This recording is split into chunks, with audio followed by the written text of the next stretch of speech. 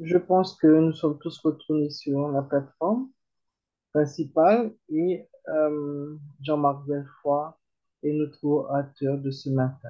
Jean-Marc, à toi la parole. Bonjour, merci Rose et bonjour à tous. Que Dieu vous bénisse abondamment.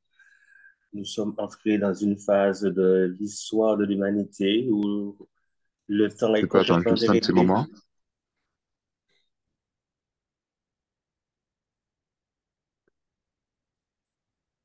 Ok, Jean-Marc, c'est bon. Tu peux y aller. Je disais bonjour à tout le monde. Nous bénissons Dieu pour ces opportunités qu'il nous donne de pouvoir nous retrouver afin de pouvoir passer ces moments dans la réflexion, la méditation autour de sa parole, et notamment autour de ce livre qui est un livre extraordinaire, que le livre La tragédie des siècles, qui est un livre vraiment, je devrais dire, c'est un livre d'avertissement, un livre que tous les hommes sur cette planète devraient avoir lu, parce que c'est un livre qui nous met en garde. C'est un livre malheureusement qui nous trace un avenir pas glorieux, mais c'est un livre d'avertissement, un livre qui nous met en garde, qui met les croyants en garde et qui leur rappelle que ce système-là est en train de toucher à sa fin parce que lorsqu'on lit le livre et qu'on se tourne vers l'actualité, qu'on regarde aujourd'hui ce qui se passe, ce qui se profile, ce qui se met en place, on constate que les prophéties bibliques sont en train de s'accomplir sous nos yeux. Alors, chers amis, si vous n'avez pas encore lu, lisez-le entièrement. Si vous avez de vos amis à côté de vous qui n'ont pas encore lu, conseillez-leur le livre, offrez-le leur, afin que tous puissent parvenir à la pleine connaissance de qui se prépare et de ce que cette bonne nouvelle, qui en fait, pour le croyant, est symbole de délivrance, symbole de enfin, nous allons passer à autre chose. Une vie nouvelle va commencer parce que Jésus nous l'a promis. Jean 14, 1 à 3. Que votre cœur ne se trouble point, croyez en Dieu, croyez aussi en moi. Il y a plusieurs demeures dans la maison de mon Père. Si cela n'était pas, je vous l'aurais dit, je vais vous préparer une place et lorsque je m'en serai allé, je reviendrai et je vous prendrai, je reviendrai vous chercher, je vous prendrai, je vous mettrai avec moi afin que là où je suis, vous y soyez aussi. Aujourd'hui, je vous emmène à nouveau dans ce livre, fameux livre, le 35e chapitre, Les visées de la papauté. Le titre déjà devrait nous emmener à comprendre que euh, il y a quelque chose qui se prépare vraiment, comme je le disais. Disons, comprenons aussi que ce système, le système papal, se remet en place au vu de l'actualité. Et tout ce qu'elle a fait, tout ce que l'Église a fait dans le passé contre ceux qui refusaient d'accepter ces dogmes, elle le considère comme légitime. Elle considérait ces choses-là comme étant des choses légitimes. Et elle risque d'agir encore de la même manière dès que l'occasion va se présenter. Et comme je le disais tout à l'heure, l'actualité nous prouve que les choses sont en train de se mettre en place et que bientôt, beaucoup de choses vont se révéler. Ne nous trompons pas. L'Église romaine se présente aujourd'hui devant le monde sous un air de candide innocence et couvre l'apologie du récit de ses crimes. L'Église catholique romaine a fait plus de 55 millions de morts à travers la planète pendant cette période triste de l'histoire de l'humanité où ils ont persécuté, ils ont tué des chrétiens, ils ont massacré la Seine pendant une période à couler rouge. Il y a une histoire, ce fameux livre, La tragédie des siècles, retrace cette histoire. Et aujourd'hui, il est important pour nous de ne pas nous tromper. Parce que sous cette apparence où elle cache tous ses crimes, où elle essaie d'envelopper les choses, elle a conservé des doctrines inventées dans les siècles les plus enténébrés. Elle les a conservées. Que personne ne s'y trompe. La papauté à laquelle le monde protestant est aujourd'hui si enclin à rendre hommage est encore celle qui dominait le monde au jour de la Réformation, alors que des hommes de Dieu dénoncèrent ces iniquités au péril de leur vie.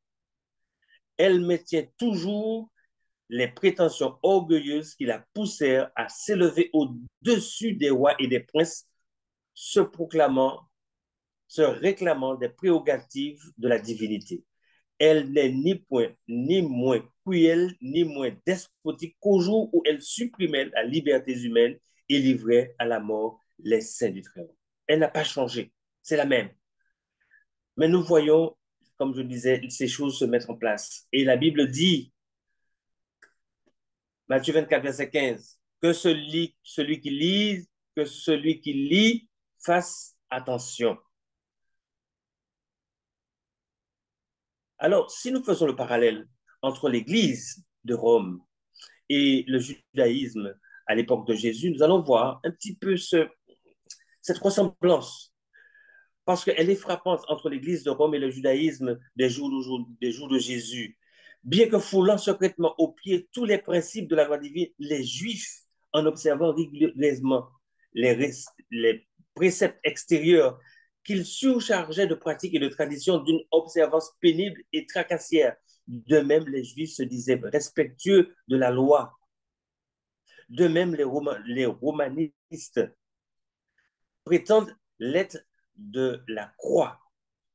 Ils glorifient le symbole des souffrances de Christ tout en rognant par leur vie celui qui est représenté par ce symbole.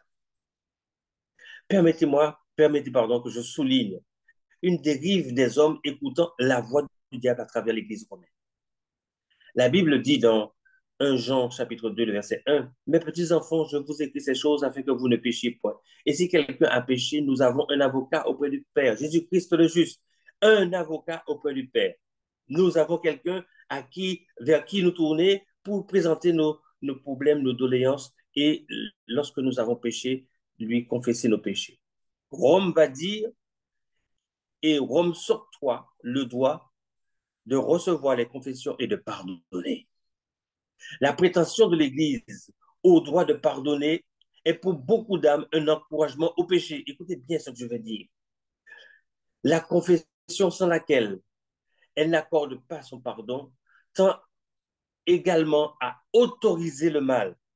Celui qui fléchit le genou devant un homme pécheur et lui révèle les pensées et les secrets fantaisies et les secrètes fantaisies de son cœur dégrade sa virilité et avilit les instincts les plus nobles de son âme. Vous avez entendu ça? Celui qui se met à genoux devant un homme pécheur se dégrade et avilit les instincts les plus nobles de son âme. En dévoilant les péchés de sa vie à un prêtre, c'est-à-dire à un mortel sujet à l'erreur, quand il n'est pas à donner au vin et à l'impureté, l'homme échange sa noblesse morale contre une flétrissure. Et comme le prêtre est pour lui le représentant de la divinité, son idée de Dieu est ravalée au niveau de l'humanité. Cette confession dégradante d'homme à homme est la source cachée d'une bonne partie des maux qui affligent le monde et le mûrissent pour la destruction finale. Néanmoins, pour celui qui aime ses vices, il est plus agréable de se confesser à un mortel comme lui que d'ouvrir son cœur à Dieu. La nature humaine préfère subir une pénitence plutôt que excusez-moi. La nature humaine préfère subir une pénitence plutôt que d'abandonner le péché. Il est plus facile de mortifier sa chair par le silice et les chardons que de crucifier ses passions. Le cœur naturel préférera bien des jougs blessants à celui de Jésus-Christ. Vous avez entendu? Je vous invite à reprendre le livre et à relire ce passage. Satan n'a de cesse d'avilir l'homme. Non seulement qu'il n'a de cesse d'avilir l'homme, mais il n'a de cesse aussi de d'attribuer à Dieu les traits de son caractère. Et il est important pour nous de faire attention à cela et de savoir que nous avons affaire à un Dieu d'amour, un Dieu qui ne cesse de manifester son amour envers nous. Et j'aime bien ce passage de l'apôtre Paul qui dit qu'il est important pour nous de connaître les dimensions de cet amour, la largeur, la profondeur et la hauteur de la plénitude de cet amour. L'effort constant de l'ennemi tend à fausser le caractère de Dieu, la nature du péché et l'enjeu véritable du plan du salut. Par ses sophismes, il atténue les exigences de la loi divine et encourage le péché. Il donne de Dieu une conception qui le fait craindre et haïr plutôt que d'être aimé. Attribuant à Dieu la cruauté de son propre caractère, il incorpore la haine des systèmes religieux et à diverses formes de culte. Des esprits ainsi aveuglés, Satan fait ses excréments dans sa guerre contre Dieu. Par cette perversion des attributs de la divinité, les nations païennes en sont venues pour apaiser la divinité à pratiquer, écoutez bien, à pratiquer des sacrifices humains et d'autres atrocités tout aussi horribles. Et c'est dans ce travers-là que le diable entraîne l'homme à comprendre que Dieu, pour l'apaiser, il faut du sang. Il faut du sang. Ce qui honore Dieu, chers amis, c'est la vie, pas la mort. La mort honore le diable. Le sang honore le diable. Mais la vie honore Dieu. La vie honore Dieu. Ça, il nous faut le savoir. Alors, il y a une question qu'on pourrait se poser. Pourquoi la grande lumière et la connaissance accrue de notre époque ne grandissent-elles pas? Parce que, ne grandissent-elles pas, pardon, et que les jours de superstition, d'ignorance et d'intolérance sont-elles révolus? Malheureusement, malheureusement, non. L'histoire prouve qu'un temps d'ignorance et de ténèbres a été favorable à la papauté. L'avenir montrera qu'un siècle de grande lumière intellectuelle lui est également propice. Dans les siècles passés, alors que le monde n'avait pas accès à la parole, des milliers tombaient dans les pièges de Rome, faute de voir les filets tendus sur leurs pas. Mais écoutez bien, de nos jours, beaucoup de gens éblouis par les théories d'une fausse science ne discernent pas le piège et ils tombent aussi aisément que s'ils étaient aveugles. Chers amis, aujourd'hui, de tous bords, le diable fait ressortir des préceptes et des dogmes. Aujourd'hui, on a trouvé, je ne sais pas si vous l'avez déjà signalé, on a trouvé un écrit du livre de Matthieu au Vatican qui devrait apporter une réforme au chapitre 12 de ce livre. Donc, c'est un système qui est basé sur le mensonge, la cruauté et le meurtre. Et chaque jour, pour pouvoir asseoir son autorité, cette Église va trouver des choses, va mettre en place des choses pour retrouver sa suprématie, pour recommencer, remettre en place le même système. Et on dit que souvent l'histoire se répète. Mais là, je ne dirais pas que l'histoire se répète. Je dis que la prophétie biblique est en train de s'accomplir. Alors ceux qui sont ceux qui lisent, comme je l'ai dit au début, ceux qui lisent, que celui qui lit fasse attention, que celui qui lit fasse attention.